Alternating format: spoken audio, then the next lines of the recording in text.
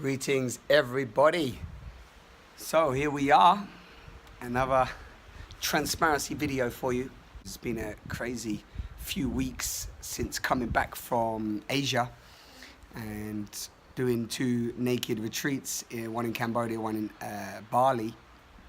And the last few weeks have been a dive into all sorts of ideas, dreams and questions. But just a few days ago I had a really beautiful emotional release, and for any of you watching these videos, you probably don't know a lot of what we share on the retreats, but maybe you do, maybe you've been on a retreat. But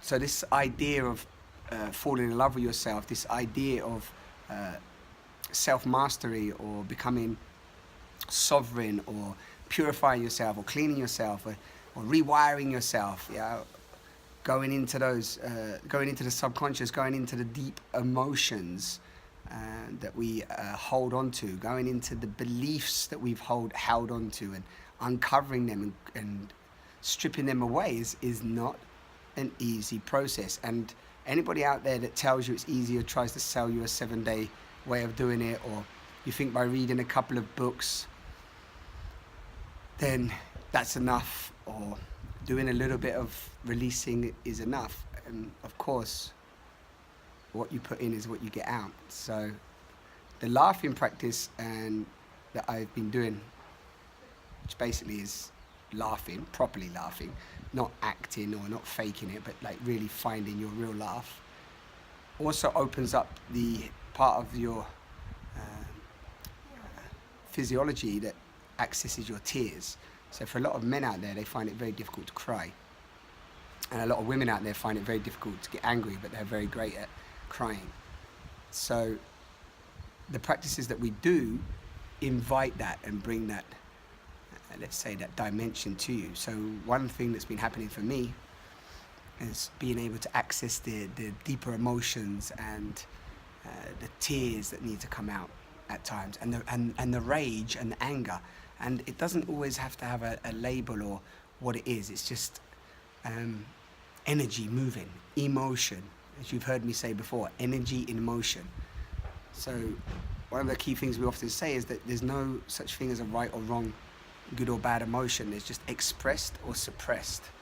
And when you don't express what's going on inside of you, whether through words, emotion, movement, freeing yourself up with what's going on inside, like even a piece of food that can become toxic inside your body, become acidic, fermenting, and cause you problems internally, it's same on an energetic level with emotions and thoughts and feelings.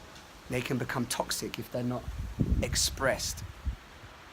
So just two days ago, I had like a really beautiful morning meditation. I did my breathing exercise that I do, and 2 days before that, or day before that, I did my laughing practice, and we did dance shake as well. So there was like a lot was stirring up, and we were in this sort of boiling pot as well after the retreat, as if we went into our own retreat for 7 days with me, Dara, Alex, a man called Phil had been on the retreat, and his wife, and we was in this boiling pot of emotions and energy, and stuff was coming up. So we obviously always use these practices that we share on retreat to purify and clean our own stuff, our own noise. And yeah, so that's what happened. And then beautifully in this meditation I was doing the breathing, and then just this emotion come, and there was these tears, and there was laughter, and there was realization, and then there was like roaring rage and coming out.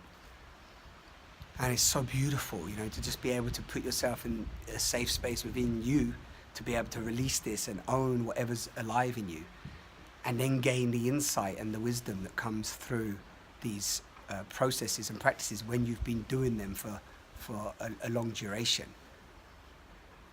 So yeah, what come up was just again how subtle the emotional pain body is, how subtle the survival emotions.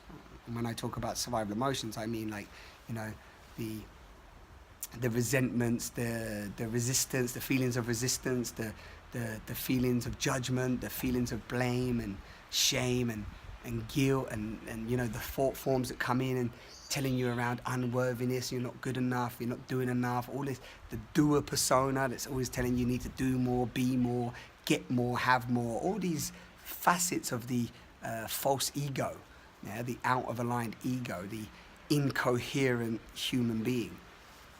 And you know, with breath, with awareness and other practices and tools, you can become, you know, support yourself in becoming more coherent. And in that becoming more coherent, where, you know, you're feeling more joy, more aliveness, more awareness, really noticing that you're the witness, you're witnessing the thoughts, the feelings, the behaviors that are happening, and then you're taking real responsibility of which ones you choose or don't choose. And ultimately, that's self-mastery. That's the stepping stones of self-mastery. And there's lots of things that we can do outward in life to master, you know, to master different things outward, but ultimately the mastery is of the self. You know, can we keep ourselves calm when all around us is going crazy? Can we cultivate the feelings and generate love and put love into the world rather than violence and all these other survival emotions that I mentioned? How are we contributing to the evolution of humanity? This is a big thing. I recently received an email of somebody saying, you know, you're talking about this revolution of love, but what about all the suffering in the world? What about the bees dying out, the insects dying out, the coral reefs dying out? What about this mass extinction that we're witnessing? And my answer to that is that, you know, if we don't work on ourselves, love ourselves, and shift ourselves internally, if we don't do that work, we can't even go out there in the world and actually make any difference or create any change, real change, or bring the awareness to the systems and the education and all the areas in the world that we maybe don't feel are incoherence or don't feel are serving the evolution of our species and all species. So then we can get just caught up in the fear and the anxiety and the worries and the world's going to end and all this other stuff. Whereas if we come back here, we can just dissolve and get to be very clear on what is ours, what is actually true, and what's real for us.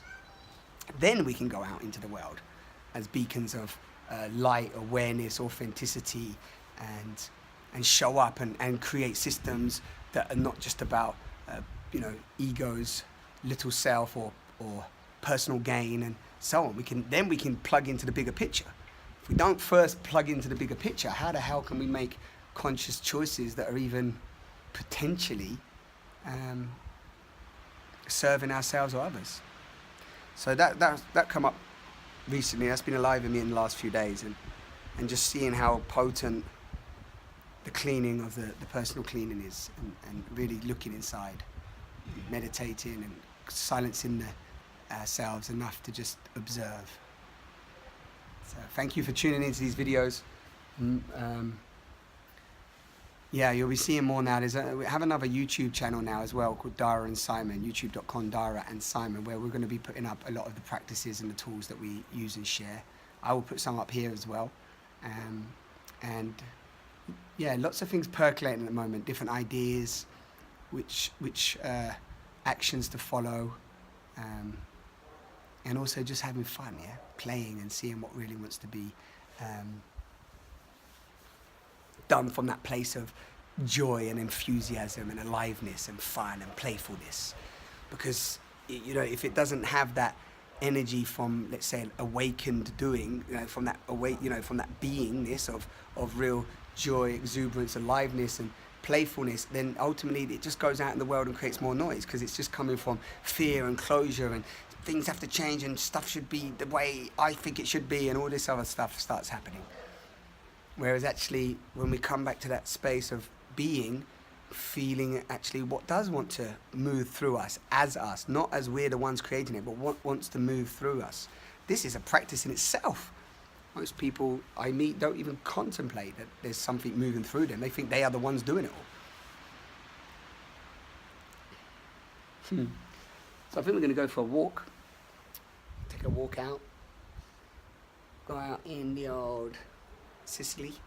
So if you've been tuning into these videos, thank you very much. Please share if they're benefiting you. It's always nice to hear.